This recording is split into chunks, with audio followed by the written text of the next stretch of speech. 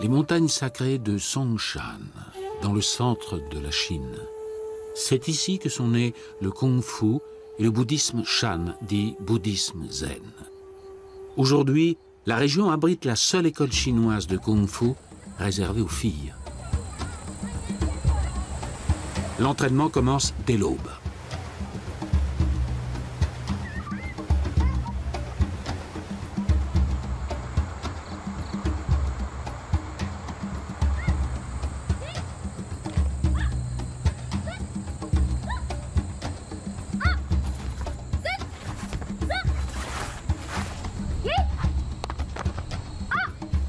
Ces jeunes filles font revivre une tradition longtemps oubliée. Voilà 1500 ans, les nonnes bouddhistes du monastère de Yongtai, à quelques pas d'ici, apprenaient déjà le kung-fu.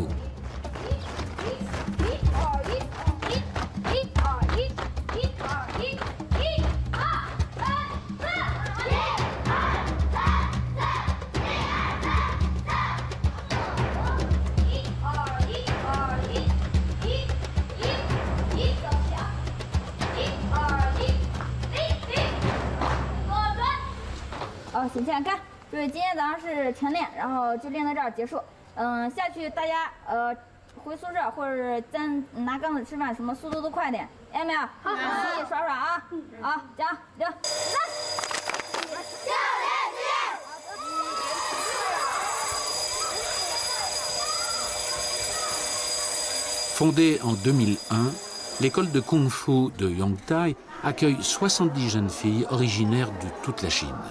La plus jeune a 7 ans. L'admission dans cette institution relève de l'exploit, car peu de candidates disposent des qualités physiques requises. Guo Dia, 18 ans, est l'élève la plus âgée. Elle est là depuis l'ouverture de l'école.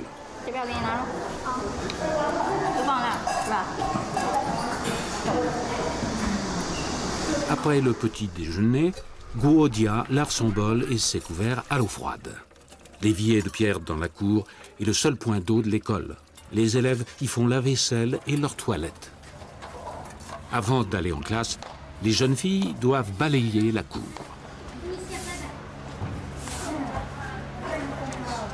Guo Dia a grandi à Zhengzhou, capitale de la province du Henan, située à 2 heures de route de là.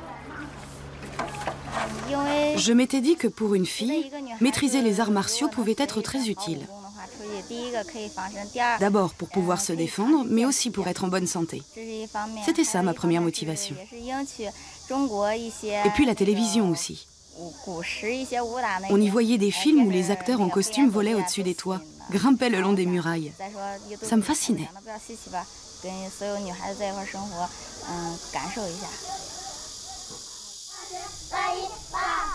Les jeunes filles s'entraînent 4 heures par jour en plus de leurs cours. Kung Fu signifie temps et effort. Les deux sont indispensables pour maîtriser cet art martial. La pratique des arts martiaux est très dure, très pénible. Je le fais pour ma famille qui me soutient et se donne beaucoup de mal pour moi. J'espère un jour pouvoir les payer en retour. Avant d'intégrer l'école, j'enviais énormément les cascadeurs qui se battaient dans les films à la télé. Ma famille espère que je réussirai l'examen d'entrée à l'Institut d'éducation physique. Ainsi, plus tard, il me sera possible d'enseigner et d'entraîner à mon tour des élèves.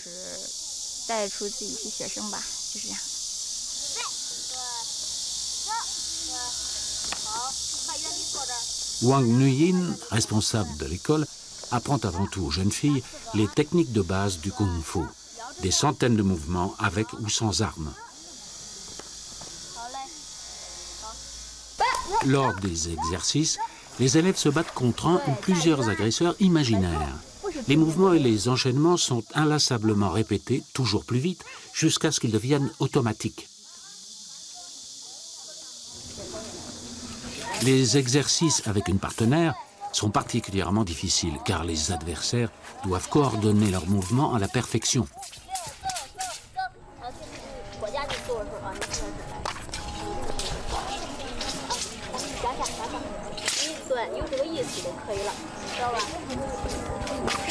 La maîtrise du sabre et de la lance, arme principalement utilisée au kung-fu, est apprise en premier.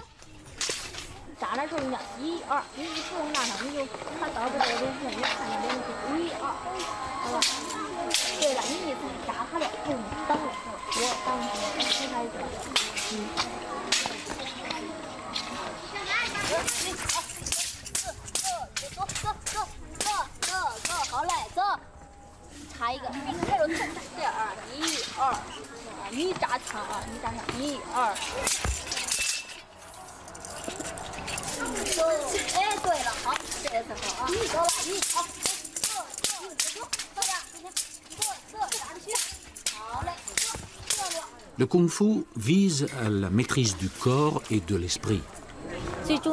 L'essentiel pour ces jeunes filles, c'est qu'elles comprennent la valeur morale du kung-fu, qu'elles comprennent ce que nos maîtres appelaient la vertu des arts martiaux, une certaine distance et autonomie face au monde. Nous voulons qu'elles deviennent indépendantes, responsables. C'est le but premier de leur apprentissage, de tous ces entraînements.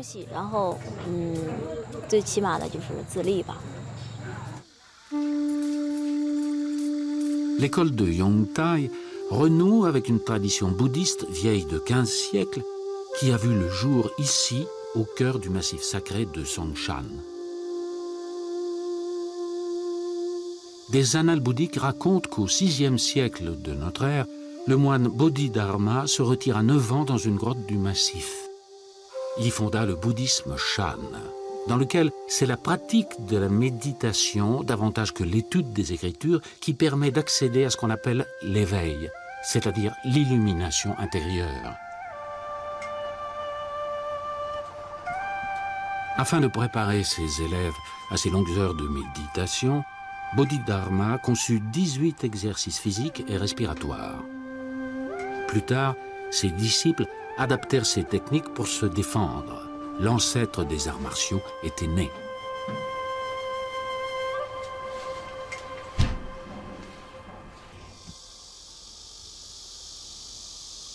Parmi les élèves de Bodhidharma, une femme. C'est elle qui posa la première pierre de Yongtai, le plus ancien monastère pour femmes de Chine. L'école des jeunes filles lui est rattachée.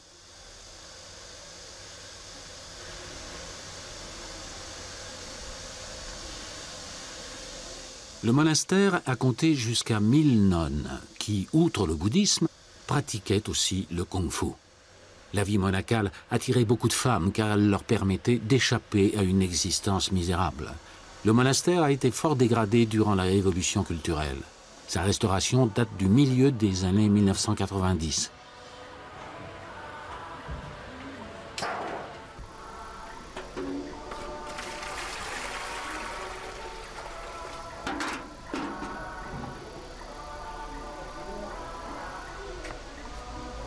Le temple de Yongtai, dirigé par l'abbesse Shiyan-zun, accueille aujourd'hui 6 nonnes. Elles ne pratiquent plus le kung-fu.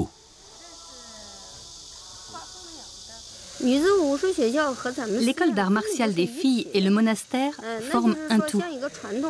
C'est un trait caractéristique de notre tradition culturelle. Nous nous consacrons à la récitation des sutras bouddhistes et elles se perfectionnent dans leur discipline. L'école d'art martial est en symbiose avec le reste du monastère. Si nous ne recevons que des femmes, c'est pour montrer que dans tous les domaines, les femmes peuvent faire aussi bien que les hommes. Les élèves de l'école de Yongtai ne doivent pas nécessairement être croyantes. Peu d'entre elles participent aux cérémonies du temple. Guodia est une des rares à le faire. Elle vient d'une famille profondément bouddhiste. Les disciples laïcs dont je fais partie sont également croyants. J'ai un nom bouddhiste, Miao Yin. Je crois profondément au Bouddha. Il m'est difficile d'expliquer cette croyance, mais je sais que dans ce monde, des dieux, des esprits nous côtoient. Cela ne fait aucun doute. Quand je viens prier le Bouddha, je le fais de tout cœur.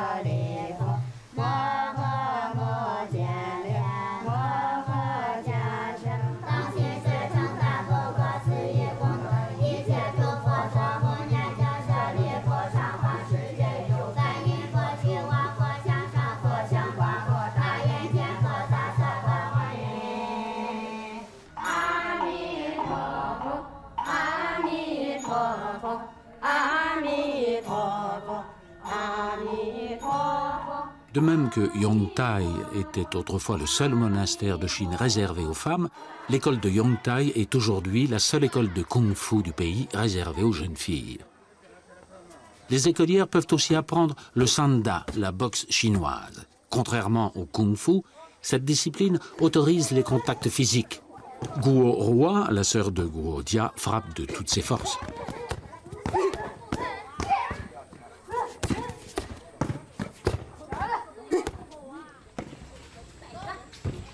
Les jeunes filles sont formées par des femmes. Les enseignantes font preuve à la fois de bienveillance et de fermeté. Les sévices corporels sont parfois à l'ordre du jour, mais jamais autant que dans les autres écoles de kung-fu.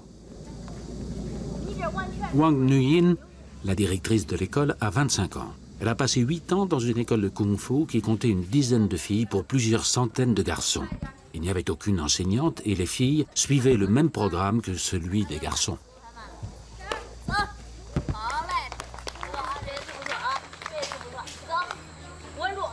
Aujourd'hui, Wang Nuyin essaie d'adapter l'enseignement qu'elle a reçu à ses élèves.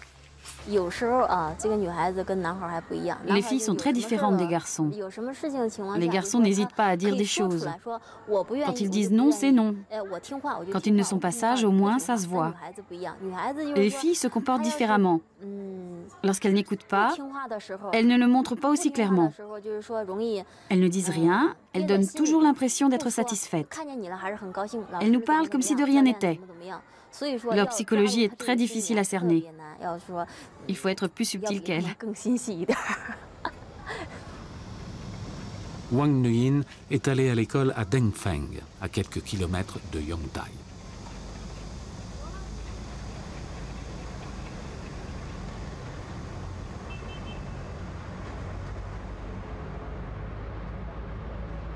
La ville est surnommée Kung Fu City.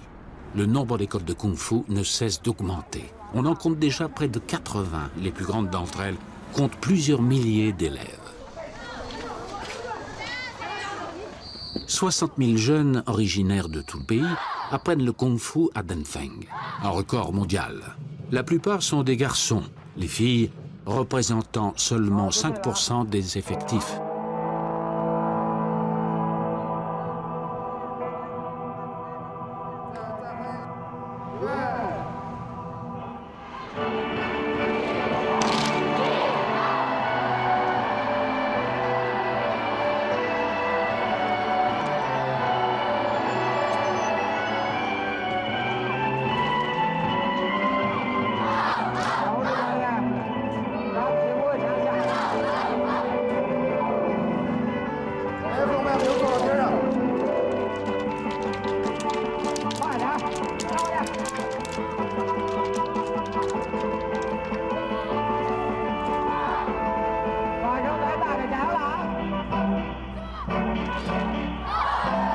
Après la révolution culturelle, le kung-fu fut interdit car il était considéré comme un héritage féodal. Puis, dans les années 80, il retrouva ses lettres de noblesse grâce aux innombrables films de kung-fu. Depuis, les jeunes sont de plus en plus nombreux à vouloir pratiquer cet art martial.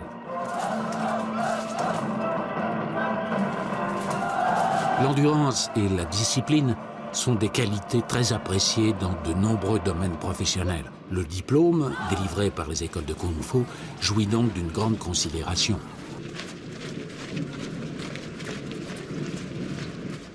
Une année de cours à l'école de Yongtai coûte 400 €. Une somme à la portée des familles modestes.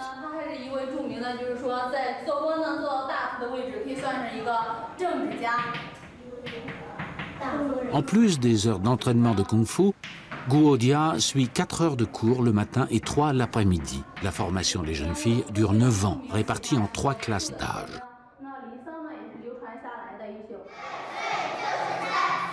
Les plus jeunes suivent un cours d'anglais dans le réfectoire.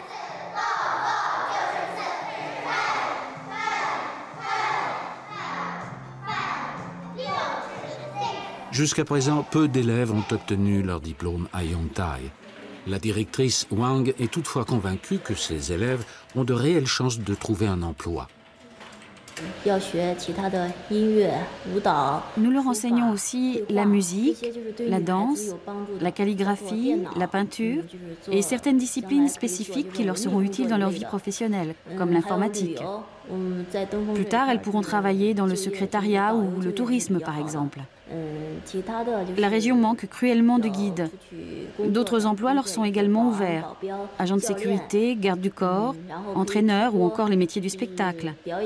Elles pourront aussi intégrer l'équipe de sport de la province.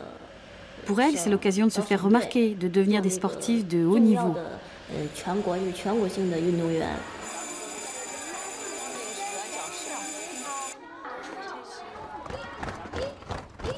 Les cours se terminent à 20 h. Les jeunes filles s'entraînent ensuite jusqu'à 21 h 30, même le samedi, alors qu'à Denfeng, la vie nocturne bat déjà son plein.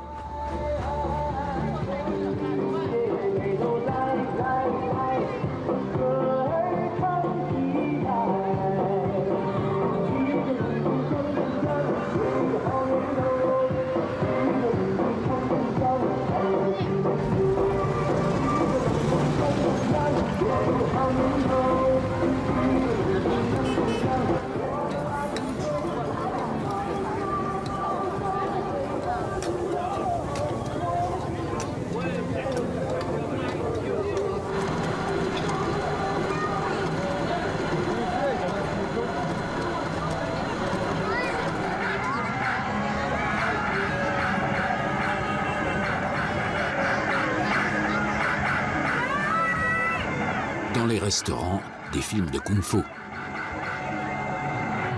Les trottoirs se transforment en scènes de karaoké.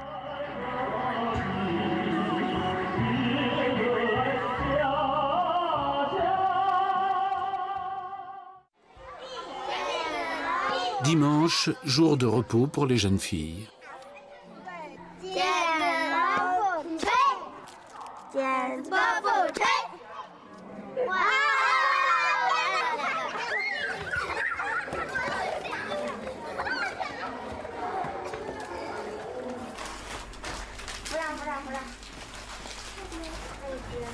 Le kiosque de l'école vient d'ouvrir. Les jeunes filles affluent pour acheter une glace. Un rafraîchissement bienvenu en été, quand il fait 40 degrés à l'ombre.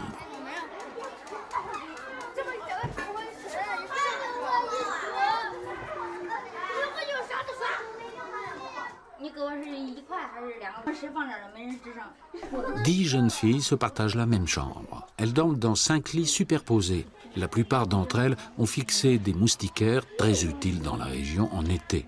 Les chambres sont dépourvues d'armoires, de lavabos et même de matelas.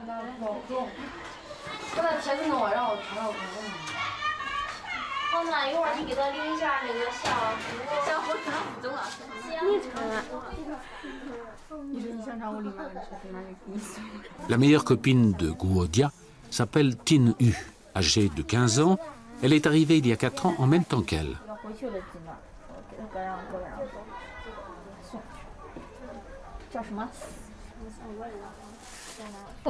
Elle est comme une sœur pour moi. Nous sommes très proches, nous sommes d'excellentes amies.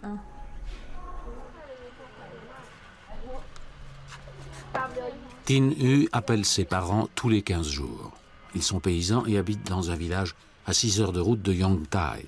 Tin Yu ne les voit que durant les vacances, soit 1 semaine par an. Au début, ma famille me manquait énormément. J'avais beaucoup d'amis autrefois, mais comme mon séjour ici s'est prolongé, je les ai perdus de vue. Je les ai presque tout oubliés. Avec le temps, j'ai appris à devenir indépendant. Maintenant, ma famille me manque moins.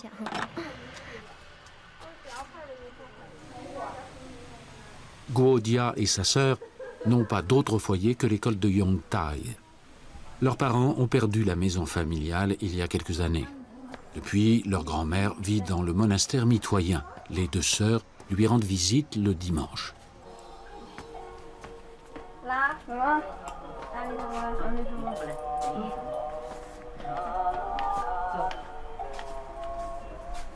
Guodia invite sa grand-mère à une compétition qui aura lieu bientôt.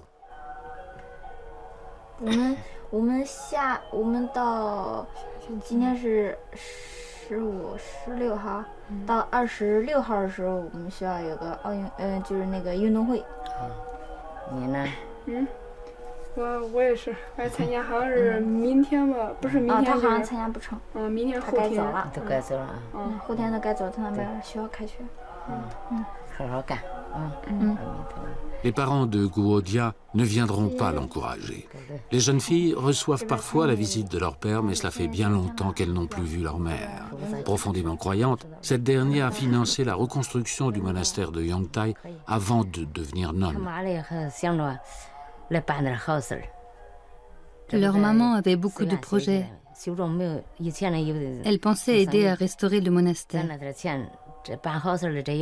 Elle était commerçante et avait gagné un peu d'argent, mais ça n'a pas suffi.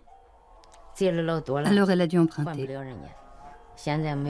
Puis elle commençait à être âgée, les remboursements devenaient difficiles. Elle a donc mis la maison en gage. Maintenant, on n'a plus rien. C'est pour ça qu'elles sont parties étudier les arts martiaux. Tout ça est très douloureux.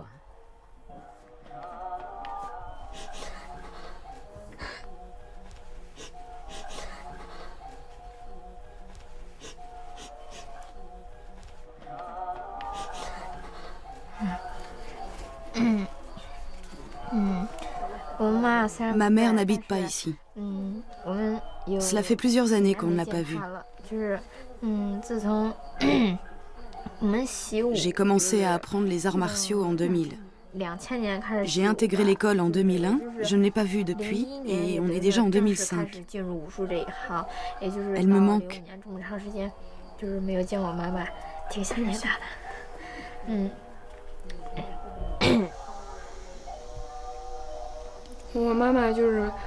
Maman nous a envoyés toutes les deux ici pour pratiquer les arts martiaux. Elle espérait qu'on ferait honneur à l'école et qu'on montrerait ce dont les femmes sont capables.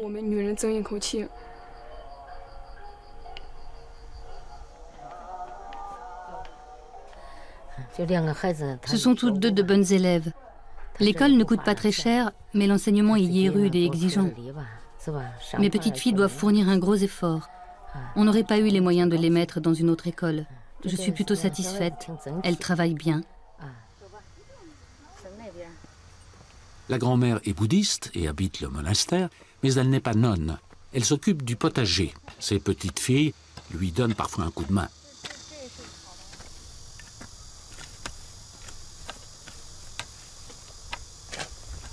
Les nonnes sont végétariennes. Passé midi, elles ne mangent plus jusqu'au lendemain matin. Cette règle bouddhique n'est pas appliquée à l'école des jeunes filles.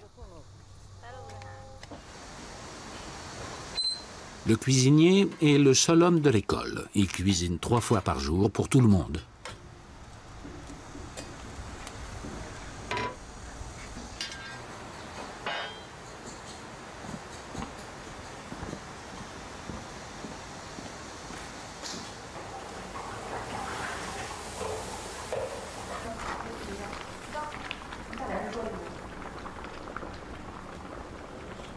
Au petit déjeuner, de la soupe, agrémentée de petits pains et de riz, et parfois de nouilles.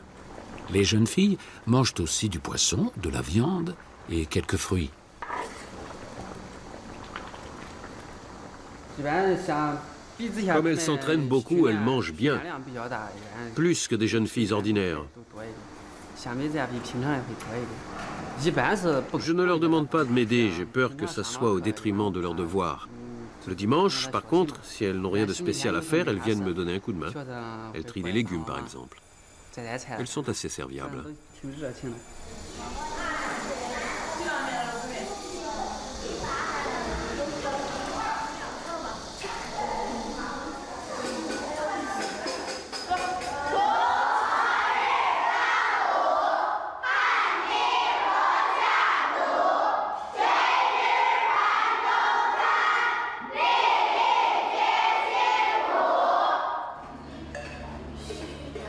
Les jeunes filles ont chacune leur bol. Les élèves paient leur ration avec des bons qu'elles achètent au secrétariat de l'école.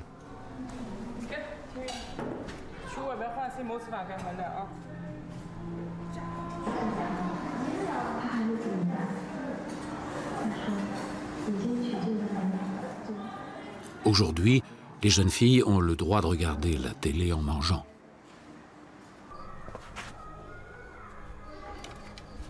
Le dimanche est aussi le jour du bain. Guo Dia prépare ses affaires de toilette pour aller se laver dans un bain-douche à Denfeng.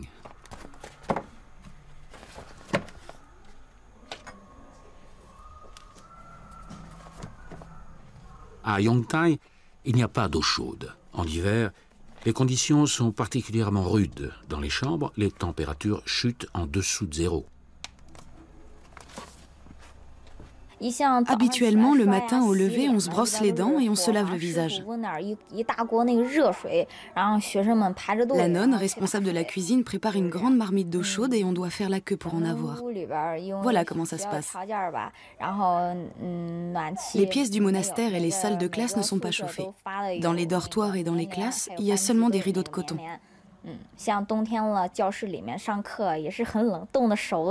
En hiver, pendant les cours, on a très froid, on a les mains gelées, on n'arrive pas à écrire.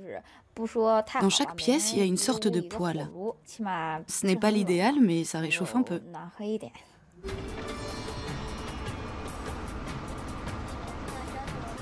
L'excursion au bain-douche est facultative.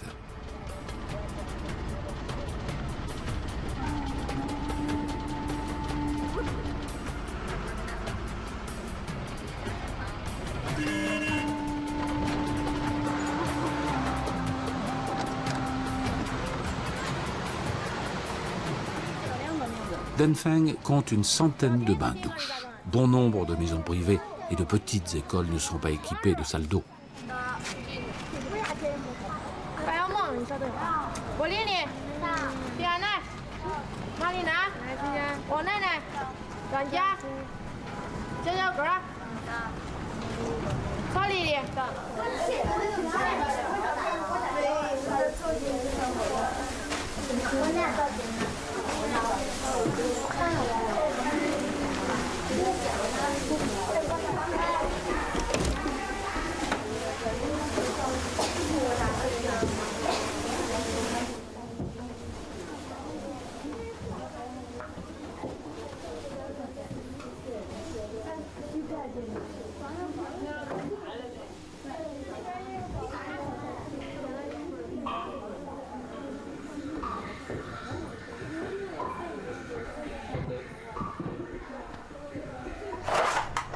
Un employé alimente en permanence la chaudière. Le bain-douche est ouvert 24 heures sur 24.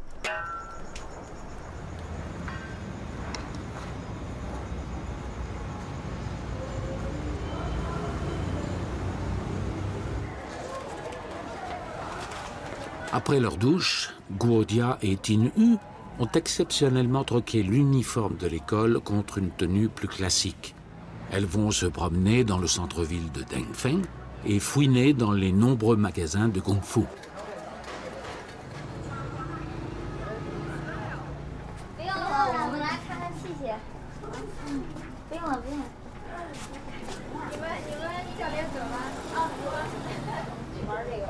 Cette boutique propose des épées décoratives pour collectionneurs, ainsi que des armes d'entraînement. Hormis les 18 armes classiques, dont les plus importantes sont l'épée, le sabre, le bâton et la lance, le kung-fu se pratique avec une centaine d'armes différentes.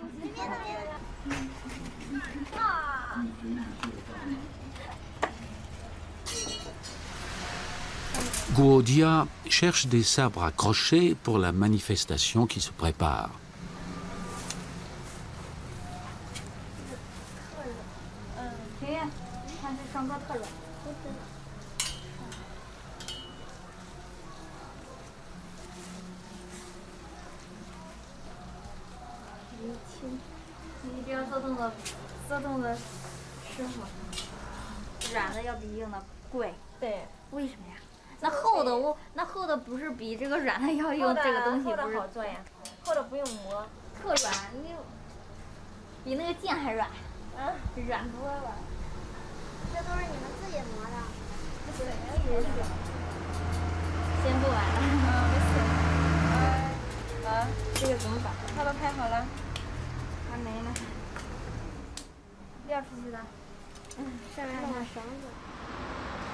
Les jeunes filles paient les armes utilisées à l'école avec leur argent de poche. Elles reçoivent 10 € par mois.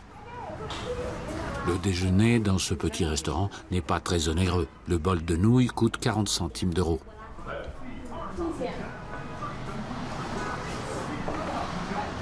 Guodia entreprend 1 à 2 fois par mois l'excursion à Danfeng, une des rares occasions pour elle de rencontrer un futur mari. Un jour, nos parents nous ont parlé sérieusement. Ils nous ont dit à ma sœur et à moi que si on était déterminés et qu'on ne se préoccupait pas de notre mariage avant nos 25 ans, on avait une chance de réussir dans la vie. En les écoutant, on a compris que notre famille plaçait de grands espoirs en nous. On ne voudrait pas décevoir nos parents. Pour nous, le mariage n'est pas très important. Le travail, les études passent avant tout. Même si leurs parents sont absents, leur parole reste sacrée. Pour Guodia, cela signifie renoncer à une partie de ses rêves.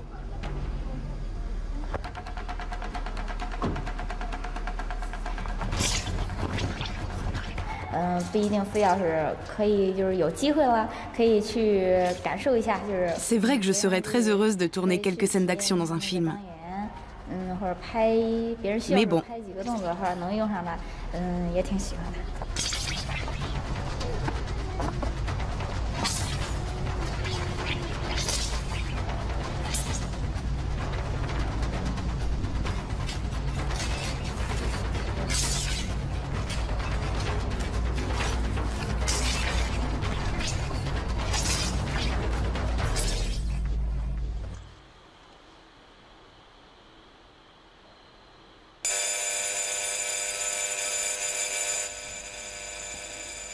Lundi matin, 5h20. L'entraînement commence dans 10 minutes. Guodia dort en survêtement pour être rapidement prête.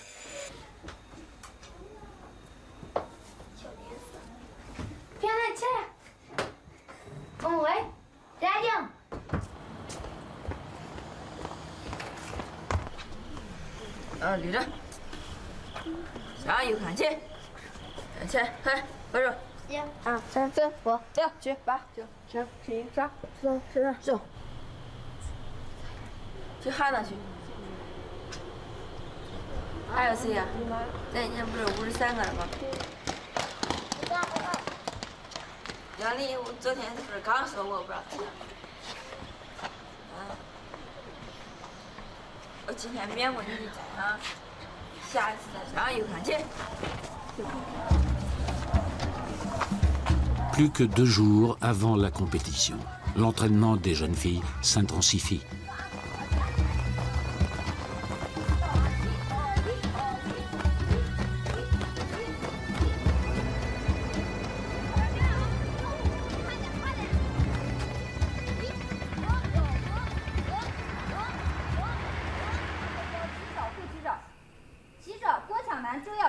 Après les exercices à l'aube, les jeunes filles se réunissent dans la cour pour le lever du drapeau qu'elles accompagnent en chantant. Cette cérémonie a lieu chaque lundi matin dans toutes les écoles chinoises.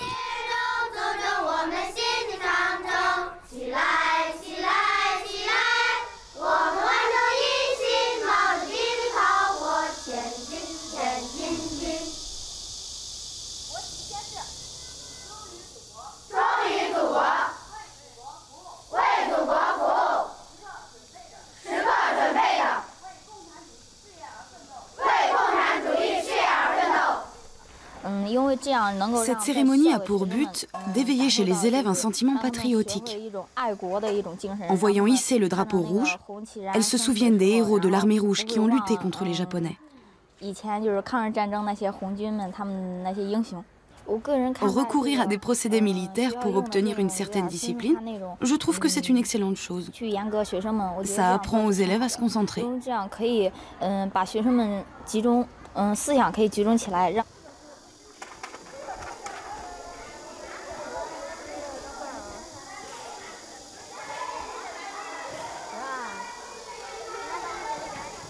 Accaparée par les préparatifs de la fête, la directrice a confié la direction de l'entraînement à Guodia.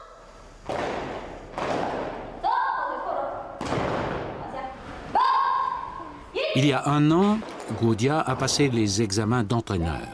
Depuis, elle remplace à l'occasion la responsable pour les cours de kung-fu. Mais ce rôle lui pose quelques problèmes. Comme je m'entraîne habituellement avec elle, ça complique un peu les choses. Les élèves connaissent mon caractère, elles disent toutes que je ne suis pas très sévère. Les professeurs m'ont permis de les frapper lorsqu'elles ne sont pas sages et que je n'arrive plus à les tenir. Surtout les plus âgés. Ainsi, on fait comprendre aux plus jeunes que si on se permet de frapper les anciennes, on se gênera encore moins avec elles. Le but est de les dissuader de se dissiper. Mais voilà, je suis incapable de les frapper parce que je suis une élève comme elles.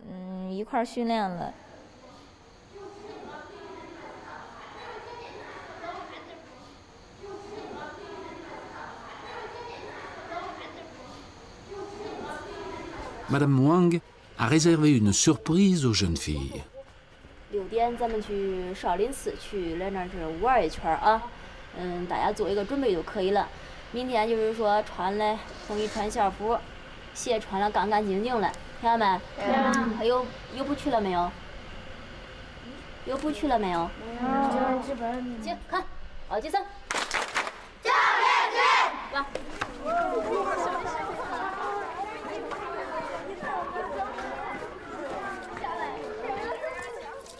Pour se préparer, les jeunes filles vont rencontrer un moine Shaolin. C'est un honneur suprême car le monastère de Shaolin est considéré comme le berceau des arts martiaux.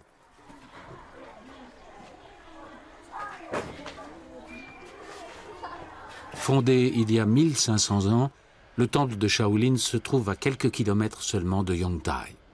Les 60 moines Shaolin pratiquent le bouddhisme Shan et le kung-fu en respectant les rituels séculaires. Leurs lointains prédécesseurs ont développé les techniques de combat inspirées des 18 exercices physiques et respiratoires imaginés par Bodhidharma. En Chine, les moines ont connu plusieurs périodes de persécution. La dernière date de la révolution culturelle. Au milieu des années 80, ayant reconnu le potentiel touristique du temple de Shaolin, les autorités ont financé une partie de sa restauration. Ce haut lieu du bouddhisme accueille annuellement 2 millions de visiteurs, en majorité chinois.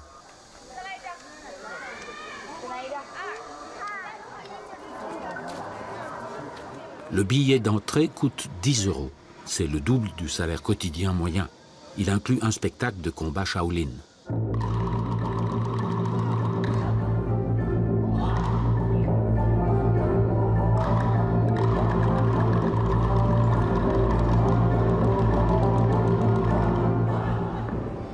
Les représentations mettent en scène des pratiquants de kung-fu déguisés en moines. La conjonction des forces mentales et physiques donne lieu à des exploits aussi inexplicables qu'extraordinaires.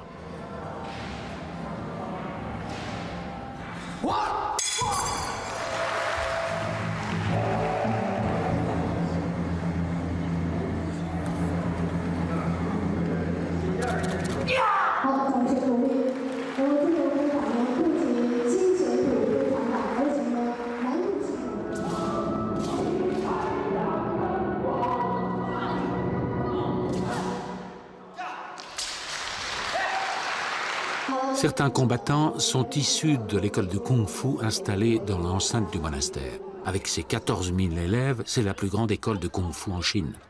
C'est aussi la seule qui enseigne officiellement sous le nom du monastère de Shaolin. Les vrais moines ne donnent pas cours et se produisent encore moins en spectacle. Les jeunes filles ont beaucoup de chance, car la rencontre avec un moine Shaolin est un honneur rarement accordé. L'entrevue a lieu dans la célèbre forêt de Pagode où sont inhumés de nombreux moines de Shaolin et de Yongtai.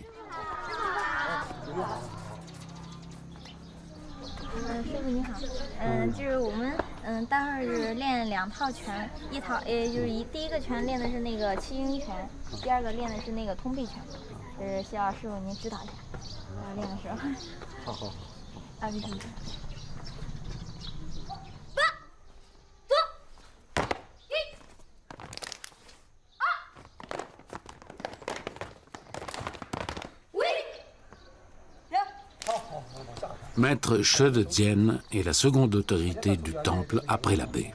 C'est le spécialiste du kung-fu traditionnel de Shaolin.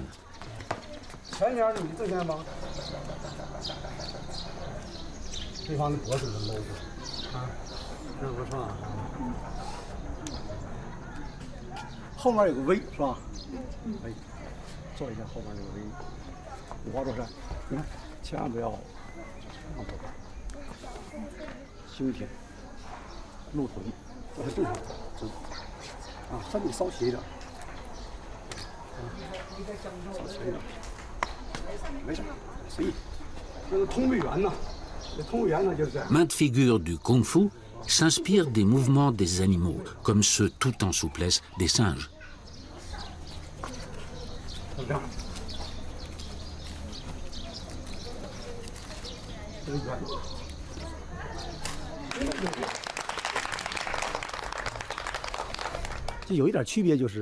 Il faut bien faire la différence. Du fait des compétitions, les écoles de kung-fu mettent l'accent sur la technique, le côté spectaculaire. Pour ce qui est de l'entraînement, la société moderne tient mieux compte des jeunes, des enfants, des filles. Leur kung-fu diffère quelque peu du kung-fu traditionnel de Shaolin. Ce dernier implique un travail très important sur la circulation intérieure du souffle. Et cela exige beaucoup de temps. Le monastère de Shaolin, n'offrant plus la quiétude nécessaire pour la méditation et l'entraînement des moines, Maître She de Tien vit isolé dans la montagne à 3 heures de marche du temple.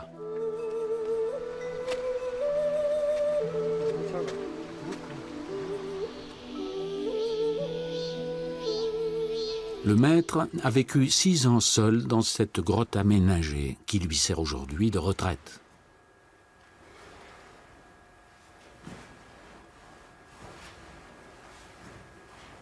Méditation et mouvement sont intimement liés dans le kung-fu. Le corps et l'esprit, la force et la volonté doivent s'unir pour contrôler le chi, l'énergie intérieure, la base même de l'harmonie.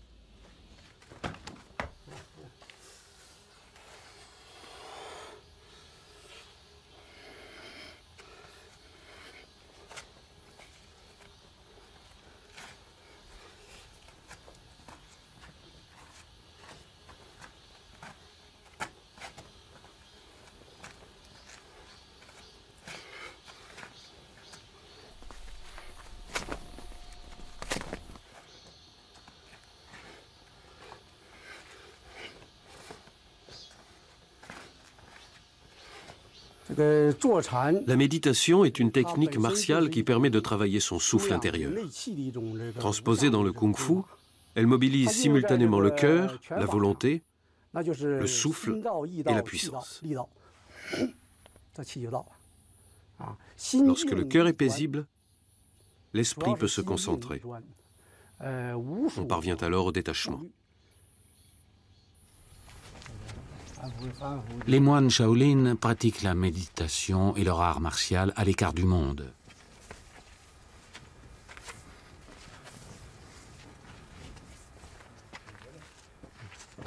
Maître She de Tien a 6 élèves. Il leur transmet le savoir traditionnel à travers la méditation, l'art du combat et celui de la médecine. Les moines Shaolin ont toutefois bien du mal à trouver des successeurs. Le kung-fu moderne et la vie actuelle sont infiniment plus populaires en Chine.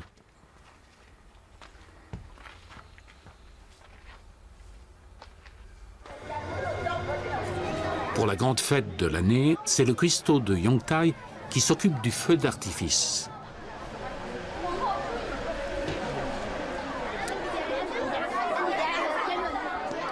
Grande nouveauté cette année, la fête a lieu en présence des élèves de l'école voisine. Nerveuse? Non, je ne suis pas particulièrement nerveuse. Mais il y a beaucoup de monde, c'est très excitant.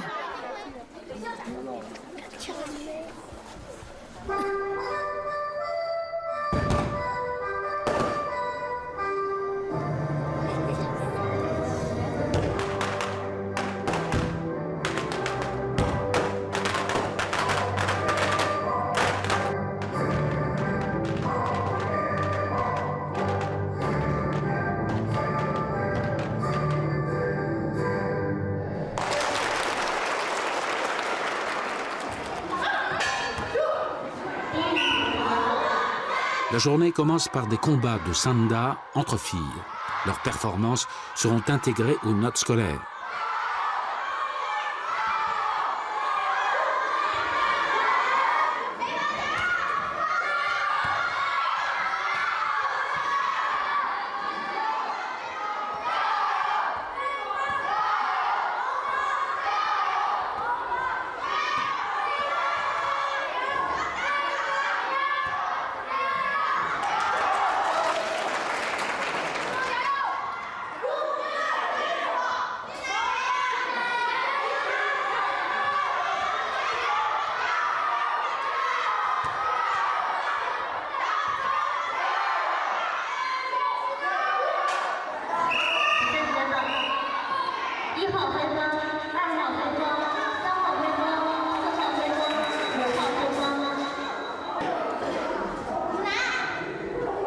À la fin du combat, dès que l'immense concentration retombe, la douleur se manifeste.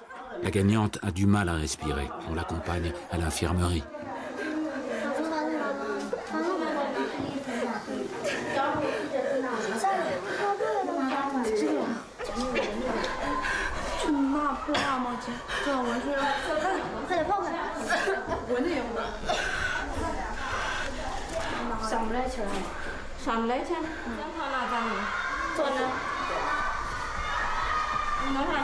Quelques minutes plus tard, elle est de nouveau sur pied.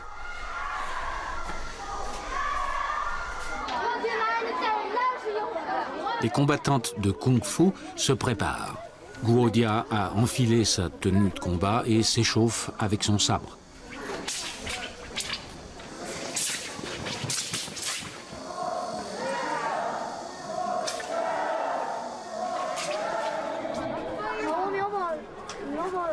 Les combattants sont répartis selon leur âge, leur niveau, leur sexe et selon l'arme qu'ils maîtrisent. Les prestations se succèdent toutes les 2 minutes. Les jeunes sont notés pour la difficulté des figures, l'excellence de leur exécution et l'expressivité.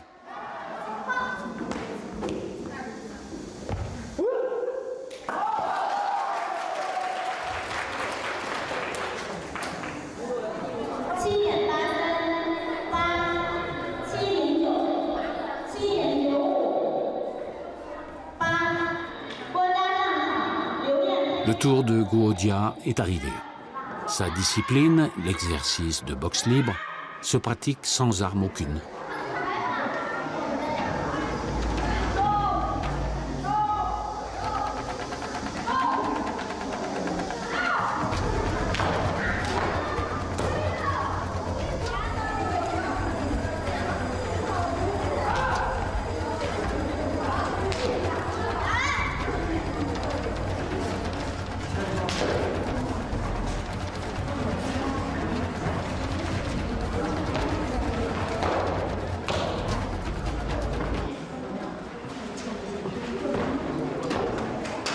La prestation de Guo Dia est impeccable.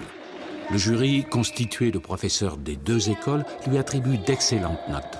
Nettement plus expérimenté et doué que ses camarades d'école, Guo Dia survole la compétition. Wang Nuyin, la directrice, est très satisfaite de sa protégée. Lors de sa prestation de boxe libre, Guo Dia a légèrement modifié l'enchaînement que nous avions répété ensemble. Elle a modifié quelques mouvements, et c'était très bien.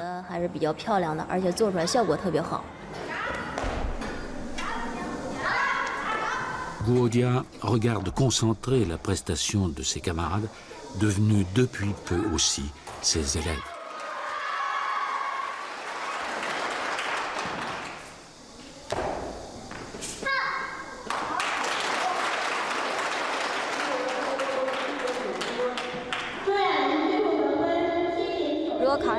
Celles qui auront leur diplôme en poche pourront revenir à l'école pour y enseigner. Elles pourront constituer leur propre équipe et l'entraîner. Et quand cette équipe sera prête, elle pourra partir en tournée à l'étranger. Peut-être qu'elle deviendra même une troupe nationale et qu'elle se couvrira de gloire.